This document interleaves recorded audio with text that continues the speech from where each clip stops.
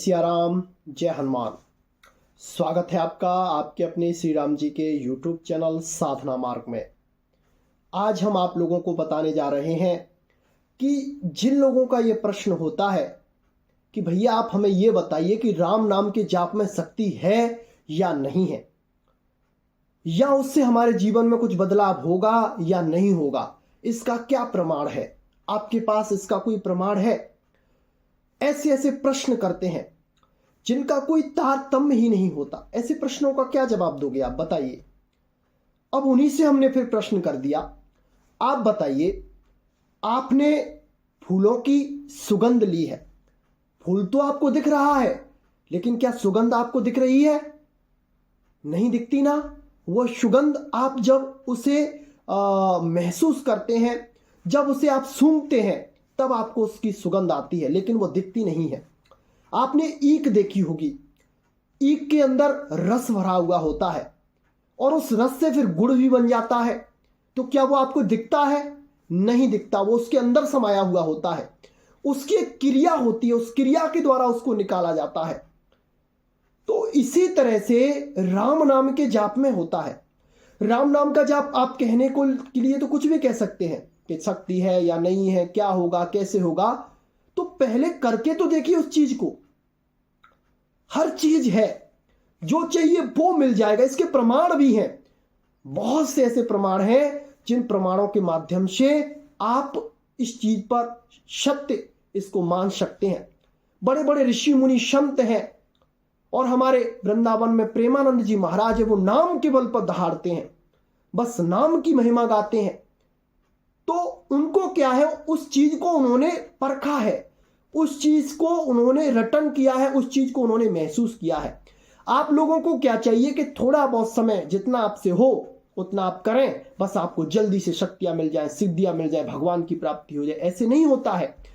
भगवान की प्राप्ति, अगर आप शक्ति सिद्धि की चाह राम नाम के जाप से कर रहे हैं तो वो सब मिल जाएंगी, लेकिन भगवत प्राप्ति नहीं होगी। भगवत प्राप्ति तो जब होती है जब साधक की कोई मांग नहीं रह जाती है। जब तक साधक की मांग होती है तब तक कुछ नहीं मिल सकता। मिलेगा ये छोटी मोटी चीजें मिलेंगी, जिससे धन एकत्रित कर सकते हैं और अपना मान सम्मान बढ़वा सकते हैं, बहुत सारे शिष्य आपके हो जाएंगे। क्या होगा उससे? अंत में ये सारी चीजें छूटेंगी, क्योंकि सब मोह निद्रा में सोए हुए हैं। मोह निशा सब सोव निहारा, देखई स्वप्न अनेक प्रकारा। सब मोह में सोए हुए हैं और सबको मोह हो रहा है, परिवार से, घर से, प्रतिष्ठा से, अन्य भी जो भी सांसारिक चीजें हैं, जहां तक मन की कल्पनाएं जा रही हैं, चाहे हानि हुई या लाभ हुआ या मिलना हुआ या बिछड़ना हुआ, ये क्या है? ये सब भ्रम के फंदे हैं, ये मोह के फंदे हैं। जब साधक राम नाम के जाप से इन फंदों को काट देता है, तब जाकर आपको असल समझ में आती है। ये समझ लीजिए, एक बियाबान जंगल में जब एक भीलनी आग लगा देती है, तो उसमें बसे हुए जितने भी पशु पक्षी जीव जंतु होते हैं, उस आग की लपट से बचने के लिए उस जंगल को त्याग कर तितर बितर हो जाते हैं और अपनी जान बचाते हैं। तो क्या आप नहीं समझ रहे इस चीज को? आपके आसपास भी ये जंगल है, माया रूपी जंगल है, मान प्रतिष्ठा का जंगल है, धन ऐश्वर्य संपदा का जंगल है। उस जंगल से आपको बाहर निकलना है। और उस जंगल से आप कैसे बाहर निकलेंगे? जब आप उससे निकलना जानते होंगे। उसी जंगल में एक चूहा रहता है, आपने देखा है? चूहा उस आग में बच जाता है। क्यों बच जाता है? क्योंकि वह बिल बनाना जानता है। जो बिल बनाना जानता है और पृथ्वी के नीचे छुपना जानता है, और जो भी विषय तृष्णा है उनसे बचना जानता है, हर चीज का मंत्र वह जानता है, तो फिर उसको वह चीजें परेशान नहीं करती हैं, वह सारी चीजें उसके जीवन में अनुकूल हो जाती हैं।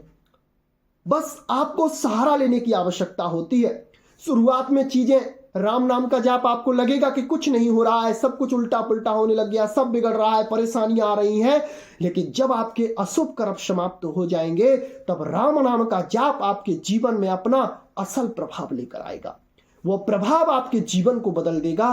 बस आपको समझने की आवश्यकता है। आप एक बात बताइए, जब दही से घी निकाला जाता है तो क्या दही में वो घी आपको दिखता है क्या? लेकिन होता है वो, उसमें दिखता नहीं है। अब उसे देखने के लिए, निकालने के लिए एक विधि से गुजरना पड़ता है। उसमें रई चलाई जाती है, थोड़ा गर्म ठंडा पानी डाला जाता है, फिर उस घी को उससे निकाला जाता है, फिर उसको तबाया जाता है, जब जाकर वह खाने योग्य बनता है। तो क्या राम नाम के जाप से ऐसा नहीं होगा? आप उसका मंथन करिए, अपने अंदर समुद्र मंथन करिए। ये आपका शरीर रूपी समुद्र है, ये आपका मन रूपी समुद्र है, तो उसका मंथन क्यों नहीं कर रहे हैं आप? जितना ज्यादा हो जाए राम नाम का जाप करते जाइए, तो जितना ज्यादा आपका मंथन होगा उतने ज्यादा रत्न आपको प्राप्त होंगे।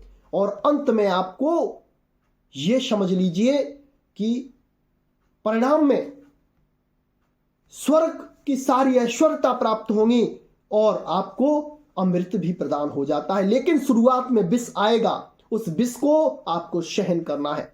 वह विषय रूपी विष होता है, उसको आपको सहन करना है और आगे बढ़ जाना है। तो किसी भी चीज पर प्रश्न उठाने से पहले आप उसे अप्लाई करें अपने ऊपर। उन चीजों को आप सुचारू रूप से करेंगे तब कुछ हो पाएगा। आपने देखा है और आप लोग देखते भी हैं, नारियल का पेड़ या फिर खजूर का पेड़ कितना ऊंचा होता है। उस पेड़ पर हर कोई चढ़ सकता है? नहीं चढ़ सकता। लेकिन उस पर जो उसका जानकार होता है वो कुछ ही समय में उस पेड़ के ऊपर पहुंच जाता है और फलों को तोड़ लाता है और सब कुछ जैसा उसका होता है वो करता है। लेकिन जो नीचे बैठा हुआ व्यक्ति वो उसे देखता है, बस वो इसी पे मस्त रहता है कि ये चढ़ गया उतर गया, चढ़ गया उतर गया। सोचता है कि मैं भी चढ़ जाऊं, लेकिन कोशिश करता है तो फिसल जाता है, चढ़ नहीं पाता है। तो उसको इस टाइम पे क्या करना चाहिए? उसको इस टाइम पे यह करना चाहिए कि जो चढ़ रहा है उतर रहा है वो इस क्रिया को जानता है, उससे प्रार्थना करनी चाहिए कि आप उसे मुझे इस क्रिया को सिखा क्यों नहीं रहे हैं? आप मुझे इस क्रिया को सिखाइए। इसके बदले आपको कुछ चाहिए तो आप लीजिए। मैं भी इस पेड़ पर चढ़ना चाहता हूं, मैं भी फल तोड़ के लाना चाहता हूं, मैं भी नारियल चाहता हूं, मैं भी खजूर लाना चाहता हूं। तो आप उससे प्रार्थना करिए तो वो आपको उसकी टेक्निक विधि बता देगा। ऐसे ही राम नाम के जाप से क्या क्या हो सकता है। आप बातें तो बहुत बनाते हैं, लेकिन सामने वाला क्या कह रहा है उस चीज को भी तो समझिए। उसने किया होगा जब आपको बता रहा है, वो उस स्थिति पे होगा जब आपको बता रहा है। तो क्यों ना आप उससे तर्क करने के बजाय उससे यह पूछे कि मैं उस जगह पर कैसे पहुंच सकता हूं। तो आपको सब कुछ मिल सकता है, आपको हर चीज की प्राप्ति हो सकती है, लेकिन बशर्ते आपको विश्वास और श्रद्धा और आपकी लगन होनी चाहिए और शब्दों को मानकर उस पर चलना आपको होगा। तब जाके आपके जीवन में कुछ बदलाव आएगा। तो ये कुछ बातें होती हैं जिनसे आप जान सकते हैं कि राम नाम के जाप में कितनी शक्ति है और इसे कैसे आप प्राप्त कर सकते हैं। इन बातों को अपनी दैनिक दिनचर्या में अपनाइए और आगे बढ़िए। बाबा आप पे कृपा करें, आपकी सारी मनोकामनाओं की पूर्ति हो। जय सिया राम, जय जय हनुमान।